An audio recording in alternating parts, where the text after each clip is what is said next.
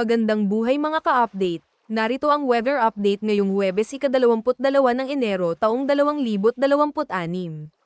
Asahan ang malamig na simoy ng amihan, at possible heavy rain sa Cordillera, Cagayan Valley, Aurora, Quezon, Laguna, Oriental Mindoro, at Bicol Region. Pero sa Ilocos Region at Central Luzon, mas tuyo at mainit sa tanghali dahil walang gaanong ulan. Sa Visayas, mainit maghapon at mababa ang chance ng ulan, pero pagdating ng gabi possible ang kaunting ulan sa ilang bahagi ng Samar Provinces at Panay Island. Sa Mindanao, mainit sa karamihan ng areas pero may malalakas na ulan sa umaga sa ilang lugar ng Caraga at Northern Mindanao, sa tanghali hanggang gabi may ulan sa Soxargen.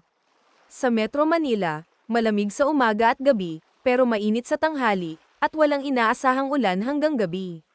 Huwag kalimutan mag-follow sa ating page and i-share ating video para updated ka lagi sa lagay ng panahon.